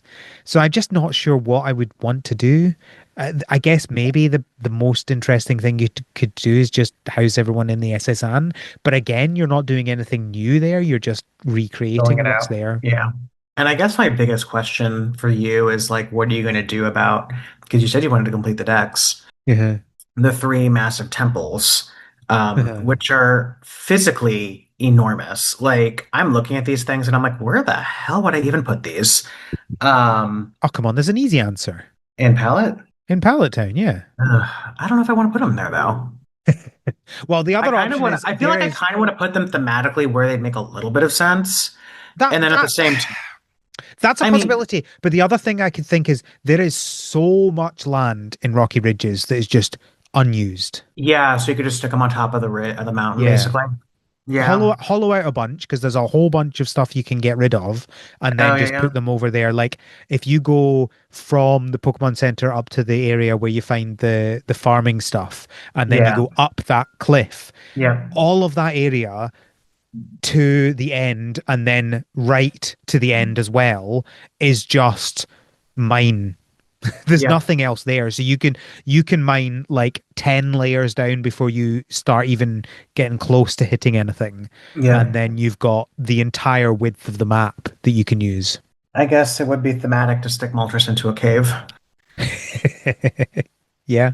for no discernible reason. But yeah, Okay, so so you could put Moltres in Rocky underground. Ridges and then you could put I'm thinking make a sky island for Zapdos because To power the although city. Yeah, that makes yeah, sense. yeah, because And it's then I let guess you could put Articuno in the Withered Wastelands, I that guess, that's in the not what I was water. thinking, but that would be an Oh. option. I was thinking make an island off Bleak Beach Oh, that for makes Articuno. that work too. Yeah, Articuno is just like they're all just so the temples are massive. Your other option is hope that the DLC brings the other areas that would make more thematic sense for the three of them and put them there. I don't But know if I want to wait that long to get these temples. Or maybe I can just build them and then tear them down, tear them down to the foundations. I will also say that this is the area that for me felt the most like the area that it was originally. Yes. Even more so than Sparkling Skylands, which obviously is much it is quite obvious as well, but has because of the like the broken apart part of it feels more like you're piecing together clues to figure Yep. it out rather than like because especially the fact that like there were lots of debates about whether it's Celadon or Saffron, right? Like there was a lot Yeah. of that.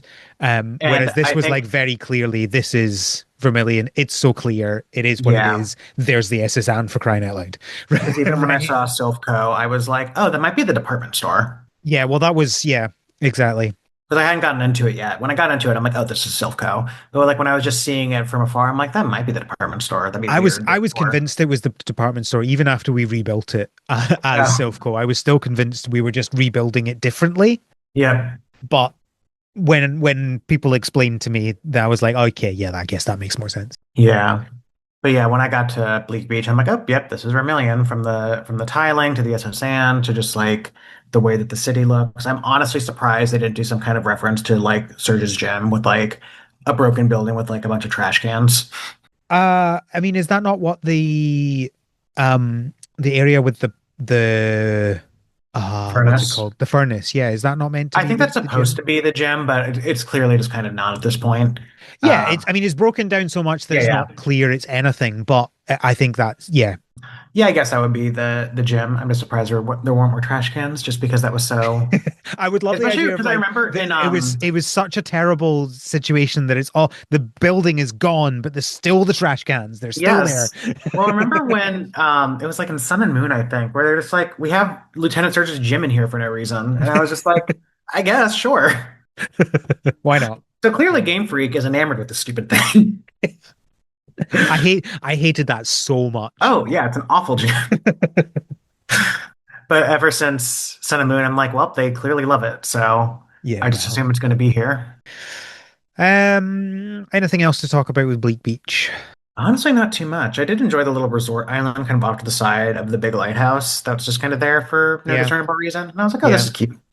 But yeah, guess we can move on to Rocky Ridges, which we've kind of gone over. Yeah, I guess it's the least kind of stuff there Yeah, in terms of like stuff that you would recognize from the previous game, which probably partly to do with the fact that Pewter Town is such a small town, right?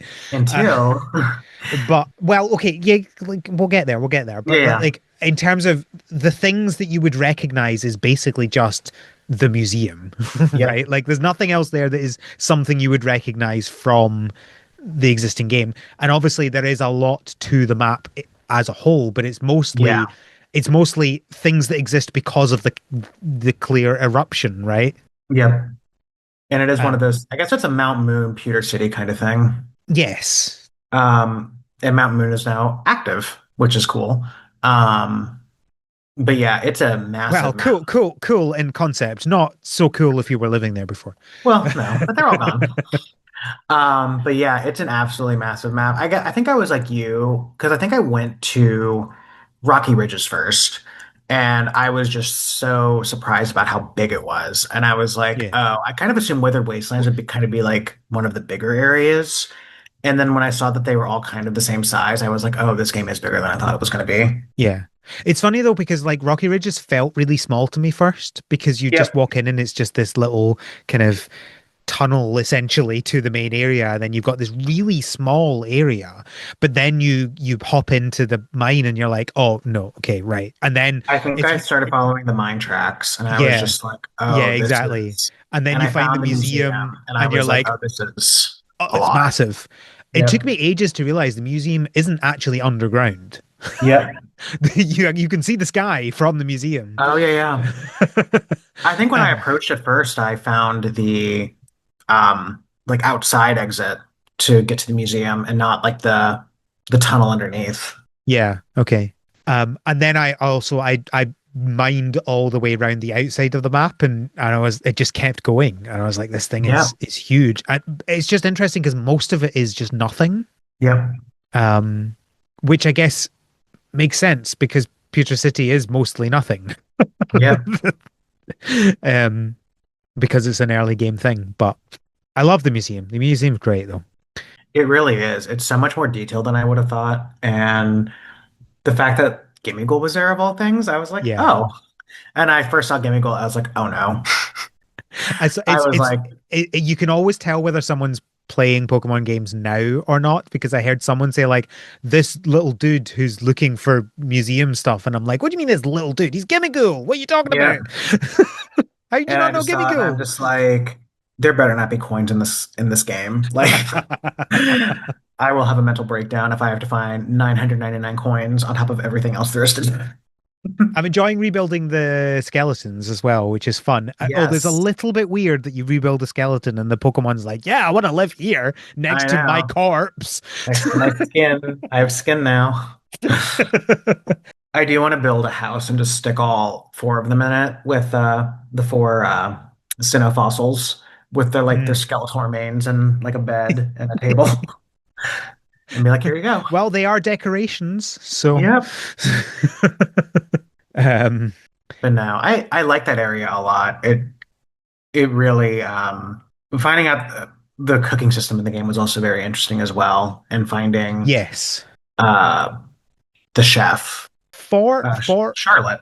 for an area that is has so little in terms of like buildings, it Mhm. gave you a lot of Mechanical stuff mechanic. Yeah, so you've got the cooking and you've got the graveler and you've got the farming. and the I feel Rotom like there was the Rotom as well. Yeah, it's a lot. and the minecart, Yeah, yeah, that too. which is a whole system because I think we've also seen the social media videos of people building like music tracks and using the minecart to like activate the sounds. I got my first musical note thing today. It was in my daily shop. Oh, nice. But yeah, it is like a massive map. And I can't wait to hollow out part of the mountain to stick momentum. Yeah, just how much can you do before you get bored? Ah, It's I like mean, once I get 30 seconds of going forwards and then eating a steak and a then bean another burger, 30 seconds. It's just so much. yeah, I'll have Graveler and food by then, so I'll be fine. All right, let's talk about Sparkling Skylands then. Yes, the big one.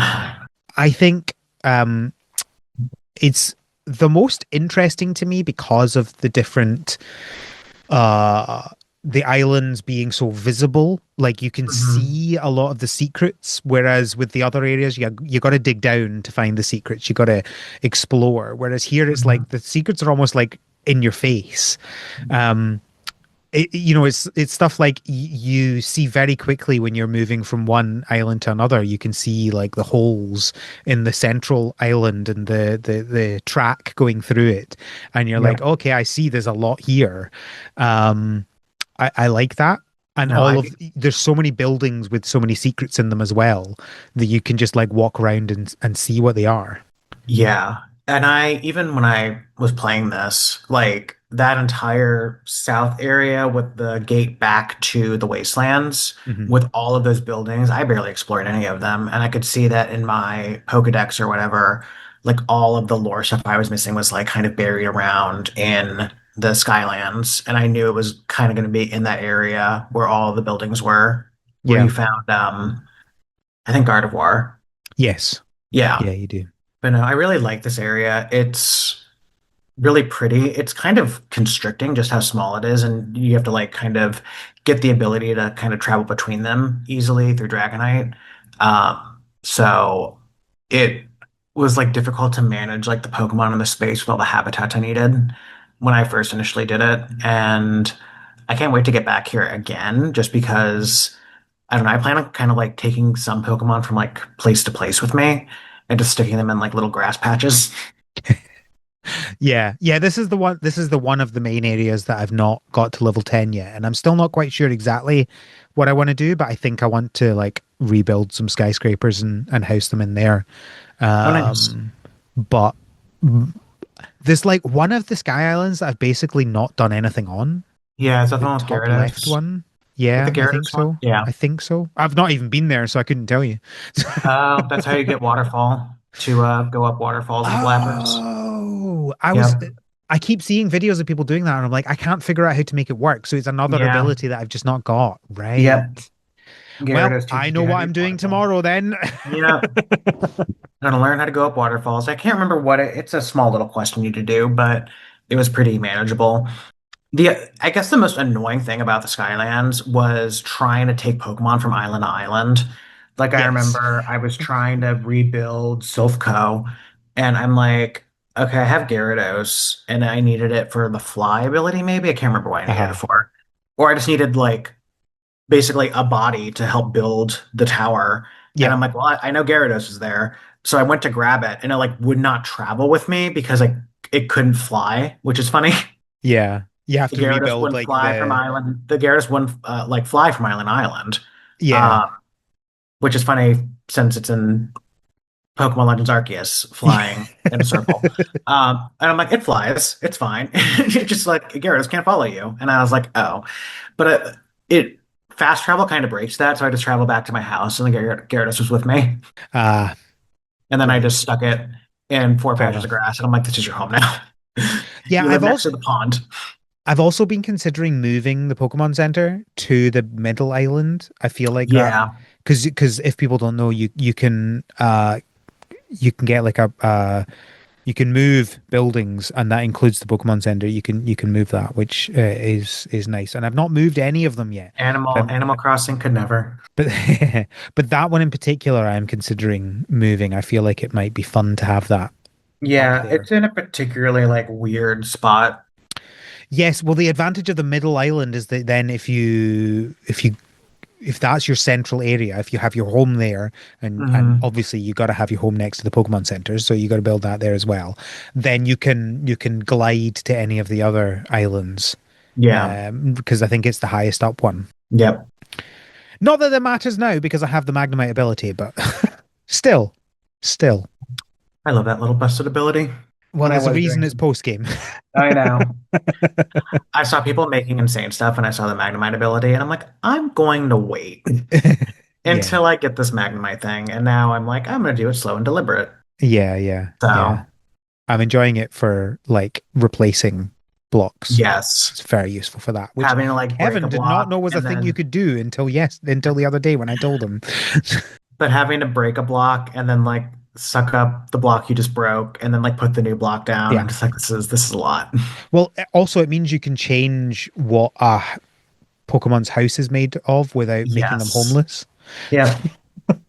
Um, it's interesting for being the biggest and most interesting area. We don't have a lot to talk about here. Yeah, I mean, it's Saffron City.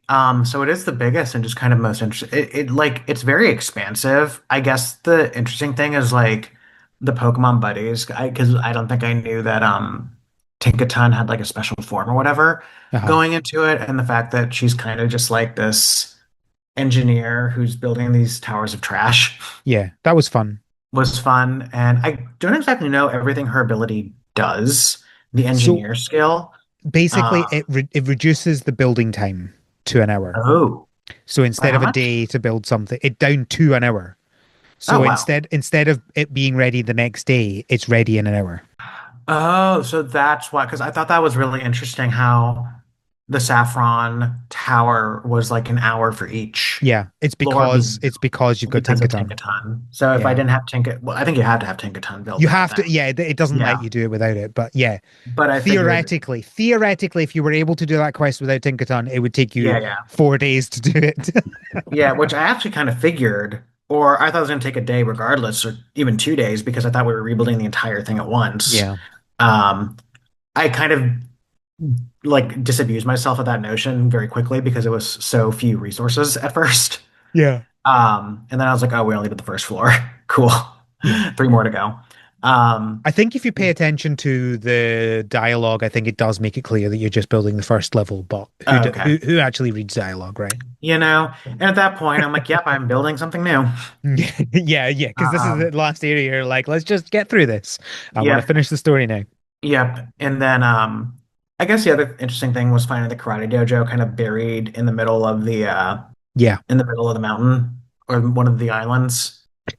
It is kind of funny Yeah. how I do want to know what happened to Saffron, like the most, where I'm just like, how did we go from like, It's just a rising. It's city just to rising in floating the air. islands? It's I just know. rising. That's all. Why do you need an answer? It's just rising. It was rising in the air. My question I think, is it still going up? yeah. I mean, Because the records imply that it's very slow, yeah. So but it's like a was rocket. taking hundreds of years. I think that's the biggest indication we get of how long it's been, because they talk about a time frame that it would take to get into the That sky. high. And so the implication is that it's been that at least that long. And I can't remember what it was that it said. Raising questions they don't want to answer because presumably your trainer is still alive at the end. Maybe. Who Maybe knows? Who knows? implied. But yeah, I enjoy the area. I enjoy Inferred. this area the most. And I really like I just personally found like the color of like the grass like the most pleasant, which I know is stupid, but I'm just like, oh, I really like this like the coloration of everything. Yeah. Yeah. Okay, so we've also got Pallet Town, but there's probably not much to talk about that, right? Like, because Yep. it's It's a basically just sandbox. sandbox, right? There's nothing else really to it. And the three Um, birds. the three birds, yeah, yeah, yeah. You get the plans for the Absolutely altars, massive, massive buildings. yeah, behemoths. But in terms of like the actual area, it's not meant to be interesting. It's meant to be just your sandbox. I But guess what? it is interesting that this is where the they stuck Eevee and the Yeah, evolutions. yeah. Um, what I think it would be fun to do though is just go through some areas that I think might be fun uh to talk about. I've just noticed your addition to one of my points is, yeah, I forgot about the name of that place, and I was just Oh kind of yeah. we'll get to that. So one of the areas that I think would be fun would be Lavender Town. Yeah. There's not are there I'm trying to think if there's many ghost Pokemon at all in this game so far. I know Mischievous, Litwick, Ghastly Line. So Okay. those are the main ones. I've not encountered any of them, so I was kind of like I'm trying to remember if I've encountered any ghosts. I I don't think I got have. Litwick in the first area with the gravestone. Ah, Uh, okay. See, I just got so Cubone and Marowak. I've not had So the anything like interesting thing is, if you actually like the gravestone is like two habitats. So if you Mhm. put flowers behind the gravestone, Cuba and Amaranth will appear. Uh-huh. But if you actually do the candles and the food offering, Litwick and I think probably Uh, Lampin or Chandelier appear. you have to light the candle. Yes, with Right. Charmander or someone. I put food on the plate, but I didn't light the candle. Oh yeah, you gotta light the things for the habitats. Makes sense. But yeah, But yeah. I think Lavender Town could be fun. You could have a bunch more ghost Pokemon. I think it would be fun if they had the tower there, but of course, Mhm. here's the problem. It was replaced by Radio Tower in Gold and Silver, Gold, wasn't it? silver. Yep. So maybe we find out that there was like that we still have like it was I don't know. There's some interesting stuff they could do there, I think. Yeah. Or they could have filled it with more corpses Yeah, sure. in Um, the radio tower. yes. The graveyard and radio tower. It could be yeah, it could be an interesting combination of the two, right? Because Yes. like maybe there was an earthquake quake and the ground broke open and now you've got both of them merged together Or or they could something. be like Radio Died. It's podcast now. um Cinnabar I also think could be interesting. I think it's interesting that we didn't get that because obviously that was one of the theories that people were having that the initial area was Cinnabar. Yeah. Um I mean, yeah. it was destroyed in Gold and Silver as well. Sure, but like that doesn't mean that we couldn't have it as an area, right? It was I destroyed, but it know. was still there. Yeah, Like does the it's already post-apocalyptic, I but know. I the mean, even land before was that, still there. though, even before the post-apocalypse, it was like reduced to, I think, a Pokemon Center. Yeah, yeah, yeah, yeah. But like So, that's I guess maybe it would be too similar to Rocky Ridges, but having the a being able to volcano. like excavate it would have been fun. Yeah. But yeah, maybe it's too similar to Rocky Ridges now. I don't know. It would be something interesting to do something with the Pokemon Mansion as well. Yeah. I don't know what they would do with it, but I don't know. It Yeah, was well, already look, kind of it was already kind of a ruin. we're not here to write the story. We're just here to go, this would be fun. Yeah. Cerulean is obviously a very obvious one. hmm Yeah, that'd be really nice. I think they'd probably incorporate like the Cape, Cerulean Cape area, and Yeah, probably the Unknown Dungeon or like Cerulean Cave or whatever yeah. somehow, which would be really interesting. And you know there's going to be a Nugget Bridge joke Oh, reference. absolutely. You like rebuild it and then you get something from that or something like that. It's gonna be the Team Rocket Grunt who can't speak English joke or something. Yeah, maybe because maybe there's something else to do with the rocket stuff that you find there. Oh yeah, that'd be fun. I The do other, like Team Rocket's inclusion in this game. yeah, it's interesting how they dealt with that. Yeah. For more of that, Kevin and Johnny talk about that in the previous episode, the lore Also, discussions. bringing up the timeline, they mentioned the boss, who was in theory Giovanni, being alive when they humans flee the planet. So I'm like, the time with this, the game's timeline does not add up. That's why I love Pokemon so much. Um, I can't decide whether. So I also wrote down Victory Road.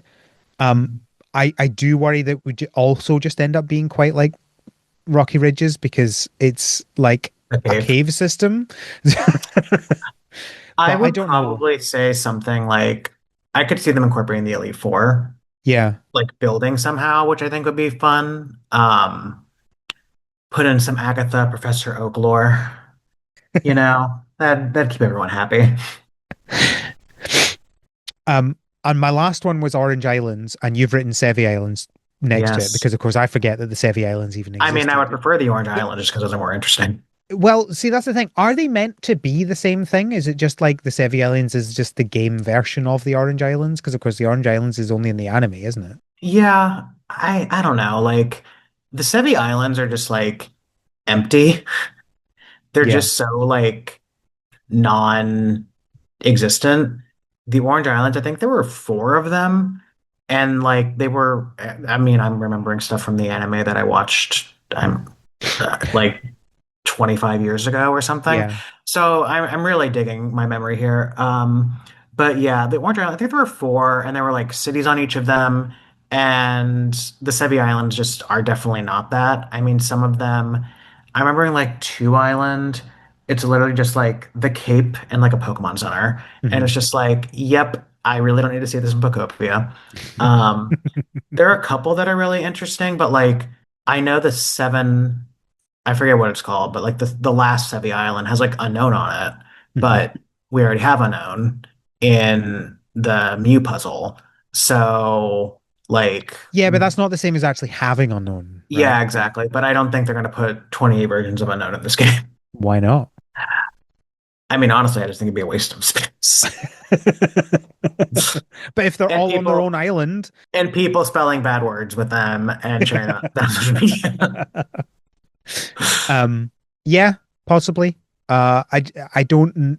Well, the one thing I'm thinking of with the Orange Islands is it would be fun if they had Crystal Onyx. If we're adding in Yes. weird versions of Pokemon, that would be a fun one to have in there, Yeah. just as a reference. It doesn't even need to have a big story around it.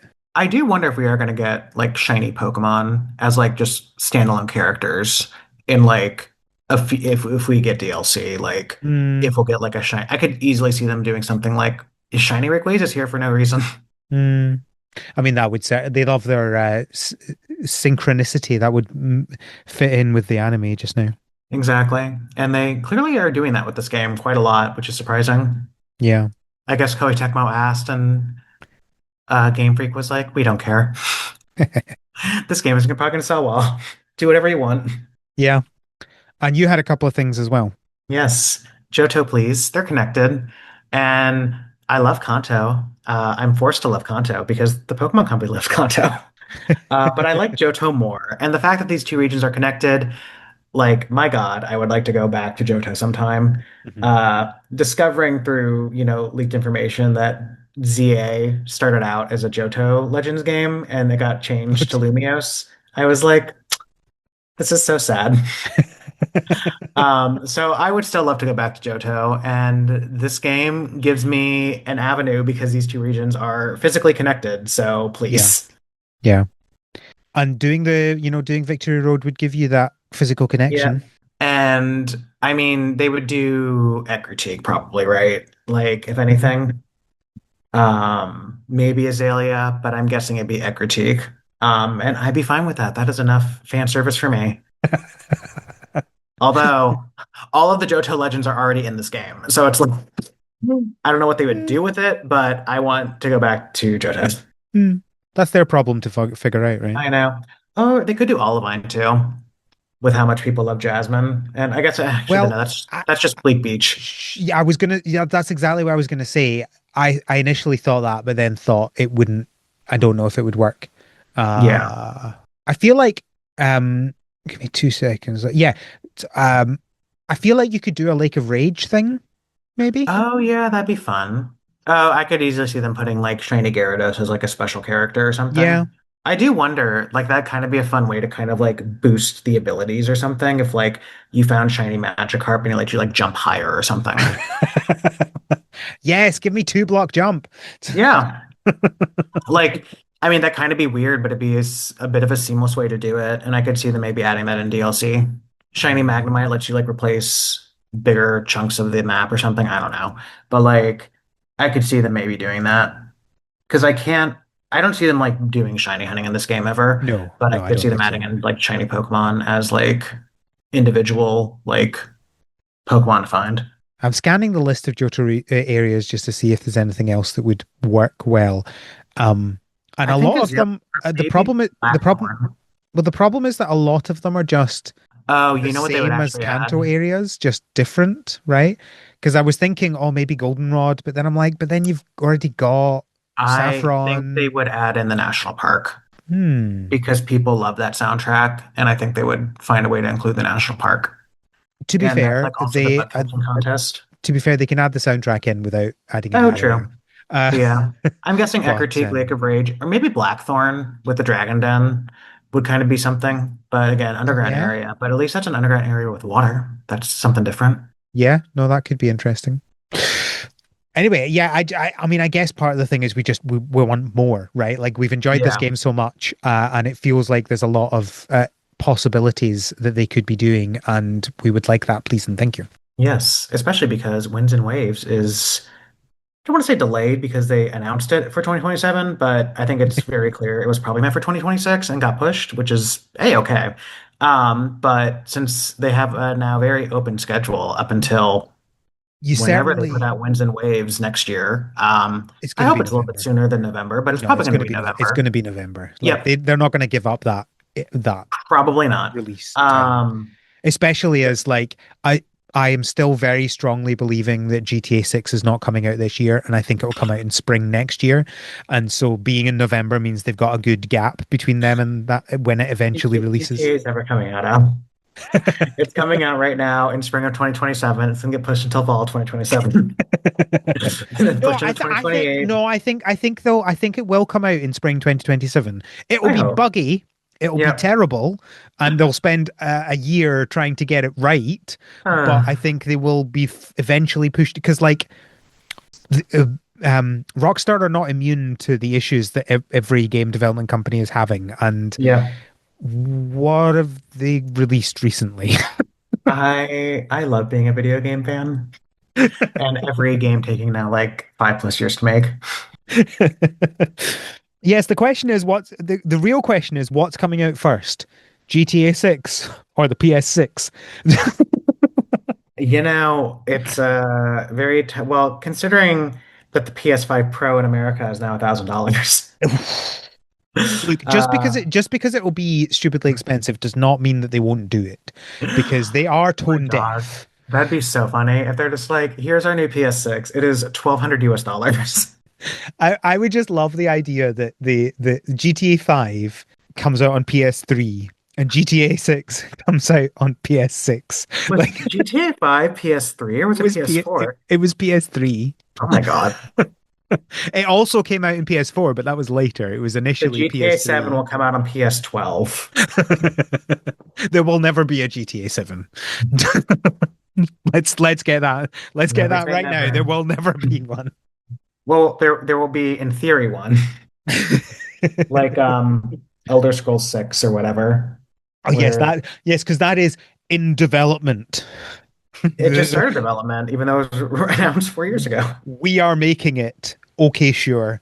I believe you. This is why sometimes I'm so happy that I'm a Nintendo fan, and generally we don't hear about stuff until like it's a year or two away. Yeah. Yeah. Well, For the yeah, and most that's the part, thing. Them minus the announcing, Metroid of it all. well, and them announcing, well, yeah, that was a whole, I bet, Yep. I wonder how long it was after that that they regretted announcing that. Probably immediately. But yeah, like Wind and Waves being announced more than a year before release was, it's unheard of. I know. Not a thing they do. And also, it looks like I was actually kind of upset that it got delayed or whatever until 27 because I'm like, oh, this actually looks like really promising and good. Well, I mean, those two things are probably linked, right? I know, but after suffering through a Scarlet and Violet, even It, Sword and Shield, I was it'll just like, it'll this be is the worth first time it. in 8 years I that I've hope. been excited to play a Pokemon game, and it got delayed. And it's like I'll be happy about it when I get it, but Yeah, ugh, but you've got Pokopia, so I do, and I have other shiny ones to do. all right. So just before we finish, we're going to talk about some leaks, possible Yes. leaks. Eh, So if you don't want to hear about leaking stuff, you don't want to be leaky, this is where you can drop off. There's not going to be anything else after this. yep. So there was a leak as part of the Game Freak leak that was it last year or was it 24? I can't remember. Who knows? I live in America and we don't know time anymore. Time is a flat concept. But yeah, the Giga leak, I think, or was it the Terra leak? I can't remember. There were multiple leaks at Game Freak. And Well, in The Giga Leak was apparently 2020. oh yeah, that was when we got like the gold and silver beta version, right? Yes. And The so t- the Terra the leak was Terra the one. Leak so the Giga Leak was Nintendo as a whole. The Terra Leak was Oh, Game right. Freak, and That's it. that was October 2024. Cool. So So yeah. yeah, as part of that, there was a map that it has now pretty much like I'm presuming when this was first released that it wasn't clear what this was because there's just Mhm. it's a map with just some area names and some descriptions of the areas. But Yeah. now, based on what we know about the game, is very clearly a description of the areas for what is now Pokopia. Yep. It's the Let's Go Pikachu Eevee map of Kanto. And there's a bunch of different blocked out areas. And then, yep, as Al described, there's little description under each of them, including what are possibly planned areas. Although I think the interesting thing here is this is already very clearly out of date. This might be very early concept Yeah. like mapping for the game because there was a fifth area that included Viridian Forest Mhm. or city or both. And it was described as a never-ending burning forest of ash, which sounds like it was kind of combined into Rocky Ridges, the Pewter City area, which has an active volcano. Also, I think interestingly, Saffron was described as a bunch of buildings covered with plants. I noticed that as well. So, That's quite a dramatic difference. yeah. So that Um, also, I think this might be a very early kind of design document for Pocopia, which is really neat. yeah. Um, Even just for like archival and to see like how the game development actually happened. Yeah. I wish we got more stuff like this officially, right? Like Yeah. they would even like after a few years, right? Like I'm not asking before release or even after shortly after release. I feel like, 5 years later, give us some information Yep. about how you decided certain things. I think that would be really fun. Yeah. Um, But interestingly, those areas are all in blue, the ones that eventually mostly came to Pocopia as we know it. But there are a bunch of rectangles that are also in green, and these are apparently planned DLC areas or things they might include in future updates. yeah. So again, if you don't want to know these, then tap out now. Yep. And again, who knows what it'll actually be because, like I said, they scrapped the Viridian area. So, Yes, well, mm, that's true. yep. Also, you say So scrapped. It's possible that that ended up being pushed to DLC. That's a possibility. that's also true. You're right in Um, that the description does sound kind of similar to the parts of what Peter. Rocky Ridges, but Yep. also like you wouldn't really consider it burning. Like, yeah, there's Yeah. lava, but it's not the same thing as fire, right? Yeah. I guess my question is how they would do that in the game. So maybe they just were like, this is too much to figure out, and we're just gonna Maybe. scrap this. Yeah, maybe. And just before we talk about these areas, I would like to point out the areas that I asked for, I Mhm. wrote before I read this. In fairness, it is Kanto, so Sure, but like it's almost exactly the same list, and it's not like there aren't areas on the map that do exist as well. Um, well, who but wants Rock Tunnel? Or that long, never-ending route between Fuchsia and Lavender Town. The one that goes on forever. or Um, Diglett Tunnel, yeah, another cave. another cave, but it's just Diglett Is and Doug Diglett in Trio. this game? Yes, Okay. yeah. I know like a third of the Kanto Pokemon are in this, so I mean, I think it's like 50 of them are in it, so Is it it was that safe to few? bet yes. Interesting. No, yeah, I have Diglett Oh, in my nice. in Rocky Ridges. Nice. It's funny because he does just disappear underground and then just pop up. Beautiful. Uh, So, I guess we can go over the DLC areas. yeah. So it says the first area is Cerulean, hmm which is a flooded city that has hidden treasure. hmm DLC The hidden 2, treasure is obviously going to be a reference to Nugget, right? that or the Cerulean Cave with Mewtwo or something. Yeah, but we've already had Mewtwo. That's the thing. Yeah, it's just Bill as a Nidorino trapped up Still, in, well, still there. he was trapped in the PC like all the other Yep, trapped in the Pokemon. PC, still alive. It's just Bill, just a Oh no, Nidorino named Bill. the only human you ever encounter in the game. That sounds idiotic, and it's something I could see them absolutely doing. I love it. I love it. Yeah. So then we have Cinnabar, which is a forever sealed dead volcano island. Except Area how sealed can it be considered if you're there? we're going to punch through it with a bean burger. Um, DLC 3, Lavender Area, Rotten Tower that reaches heaven, which I think is interesting, which Mhm. honestly kind of sounds a little bit like how they ended up with Silphco. So I do wonder if they might change that. Maybe they Maybe, swapped like Lavender Town and Saffron, maybe. Yeah, I don't know. I feel and they like can I make could lavender covered in plants and stuff. maybe.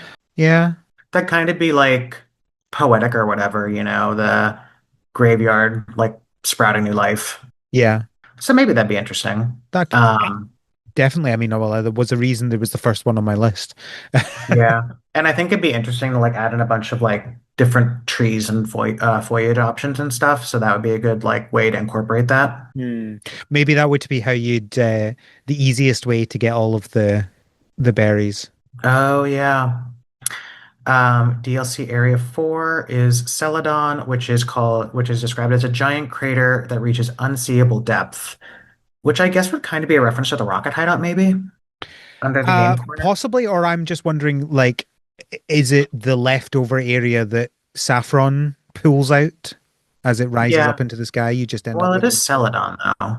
I know, but they're Um, next to each other. yeah, yeah. Like you could see it being like the two of them quite connected. I've always considered them quite connected. Yeah. I'm trying to think of what's in Celadon that's like notable, but there's really just the game corner and the department store. Yeah, I mean, there's the gym as well, but Yeah. um, there's also they have to have The condos. the game studio as well. Oh The yeah, Game game Freak. studio. Game Freak and Ruins in Pokopia. And that's just like the new meme image that people use whenever they're displeased. It'll be the one area that's like perfectly preserved. Everything's in ruins Thriving except even. this. It's just filled with cash. And plushies. Yeah. That's where you can get another version of all of the toys, the plush toys that you get, whatever they're called. Did you not get multiple of them yet? Well, some of them, but like Okay, yeah, yeah. Because I have like three of the Clefairy. Or maybe there's going to be yeah, I've got multiple Eevee, but I could see them maybe adding there's a Eevee. new Mew one or something like that that you can get in there that gets you Yeah, I some could see them adding a crazy new Dream Island. plushie Dream Islands Yeah. with new legendaries on it to recruit. Yeah. And then last but not least is DLC 5, which is just called the Indigo area, and there's no description for it. On the map, it entirely covers the Elite Four, Victory Road, and that weird long route, like from Viridian all the way like up to Victory Road, Yeah, where they have like with the the gym, gates. but the gym check gates. I could see them theoretically doing some like end game like challenge type thing in there that like it Yeah. is the final DLC and therefore there is a like a final actual difficult challenge. I don't know what that would look like, but I could just like thematically I could see them doing something like that. Like there's a reason Yeah. that it's listed as the final one. Yeah, I'm not sure what it would be either. Like, honestly, when we ran into Mewtwo on top of Selfco, I was expecting to have to do something. And Yeah. he was like, "No, you're cool." And I was like, "Okay." Like, super. Um, like I expected to have to do something, but yeah, maybe it's like a Pokedex check or something. Like, I'm not 100% sure. We I think it'd already be really have one of cool. those. Oh, yeah, you do. Maybe a DLC Dex check or something like that. Yeah, yeah, maybe. If it is like the final DLC area. Yeah. But I just yeah, feel I'd like be, they can't do Indigo Plateau as the final DLC area and not do something end gamey. you have to fight three Dragonites. It just turns into an actual Pokemon battle with Ditto. And you can use all of the like how easy the battle is depends on how many Pokemon you've encountered up to that point. Yep. And the more Pokemon you have, the more moves you have. Or you can bring one Pokemon friend, and I am dragging Lapras out of retirement to go fight three Dragonites. Yeah, well, I mean, I guess there's not a huge amount we can talk about them, but I'm intrigued to see what Yeah, they are. And I think the thought they've put into things before and the fact that obviously they had initial thoughts for these and then changed them and you know improved them in many cases makes me intrigued for what they will eventually have if this is yeah. in case I what mean, they I'm actually end up guessing it'll doing. kind of be like the other DLCs as well. We'll probably hear about it in like June, and then we'll probably get releases of it in like waves. I Hmm. doubt there'll be 5 waves, but I'm guessing No. like 2 to 3. Yeah. Um, one in like the early or late summer or whatever in like August, and then one in I, the fall, and then maybe yeah, one in the spring. I could see them doing two areas in the first, two areas in the second, and then Indigo in the third. Yeah. So maybe like August, September, and then like November, October, and then like February, probably like right around Pokemon Day next year Ooh, that could be fun. Yeah, to like wrap up Pokopia yeah. and then And shift then that's where we into start getting the actual news about Wind and Waves. one thing I would actually love is I was recently playing through Pokemon XD Gale of Darkness until the Nintendo Switch deleted my entire save file for no reason. Oh no. It just like the game needs to close. And I was like, oh, okay. I just got like set back to the start area. I reloaded the game and like my entire save file was gone. And I was just like, what the? I was like, No. I didn't know that this could happen on the Switch. Disaster. And I was like 7 hours into XD and that game is slow. Yeah. Um, but one thing I forgot about XD was that they included Munchlax in and Bonsly in XD as like they weren't you can like catch them or anything, but they were characters in the game and you would encounter them and be like, "Oh, what the hell are these things?" And they would be in like, "That's why you should look at Pokemon Diamond and Pearl. Please buy it." Um, Oh, so so I think you it suggesting they could add like a brand new Pokemon in the final Yes, DLC of and I Pokopia? think it'd be really fun if they added like the like a regional, maybe the Mm. regional Pikachu even, or something like that, and just drop that in the game. No one knows what the hell it is. It's like you go to like DLC Area 1 or Area 3, and it's just there, and it's like it provides the quest line and it has like characterization. I think that'd be a lot of fun. I think Like, that would be fun. I don't think they're capable of doing that anymore. In so much as yeah. like I think they could do that, but I think they would over explain it in on social media and stuff like that. They won't let it be a secret. Oh, I think it would kind of be like, I mean, we just saw Nintendo kind of spoil the Mario movie by announcing the Fox was in it. Yeah, exactly. Um, It's that sort of thing. yeah, I just don't which think they're I'm fine capable of with. Like, letting that be a case. I think that they would put it in the DLC, like wave two or whatever, and then they'd let it sit for like 2 days, and then they'd be like, do the whole rollout of like a new Pokemon reveal. Maybe, maybe. I think that'd be fun. And it, That's the best case scenario for what they could still be capable of doing. exactly. But I think even that'd that I be, think is unlikely. I know, I don't think it's likely either, but I think it'd be fun. Mm. And playing through XD again, I was like, oh, it was actually really cool back in the day to like see Bondsley and Munchlax like just randomly in these games. Hmm. And so including like a little stage one something. I mean, I'm not saying they're going to include the starters. I doubt they ever would, but Yeah. I think like even like the regional bird or rodent or something, I think would be fun to include just as like a little like I don't want to say like Easter egg, but like a little like treat for people playing Pokopia. Yeah. No, I mean I don't disagree with you that it would be fun. Just not sure whether they would manage it in a fun way. That's Yeah. always the problem with them. But I mean, I guess they've done things in this game that I wouldn't have thought they would have done, right? Like when we thought, oh, maybe this is post-apocalyptic Kanto, I was like, haha, there's no way they'd do that, and they did. Yep. So yeah, I guess we'll see. And all Lots the to know and see. All right, well, let's wrap up there. Thank you, James, for joining me. you're welcome. Is there anything you would like to share with the audience? Is there anything you want to point them towards or anything? No. Join what's our little Discord called? The critical hit. Join that. Like that's all I have to plug. All right. You can follow the podcast on Tumblr and Blue Sky at THS Pod. You can send us feedback there or on the website, harvestseason.club, where you can also find links to everything to do with the podcast, including a link to our Patreon, patreon.com/THS Pod, where you can get access to bonus episodes of the podcast and also access to the podcast's Slack. I think that's everything. Thank you again for joining me, James. You're welcome. Thank you, listeners, for listening. And until next time, have a good harvest.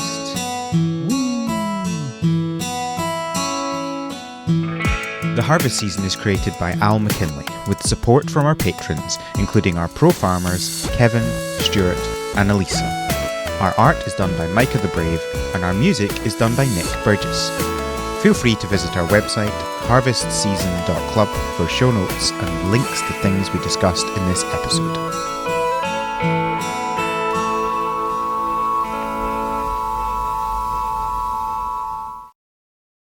I have been playing this game. I'm like, because I played Horizon Zero Dawn like a few Mhm. years ago, and this game is just giving me like flashbacks to that because I'll be like enjoying my time in the game, and then you just like come across a note, and it's just like heartbreaking war.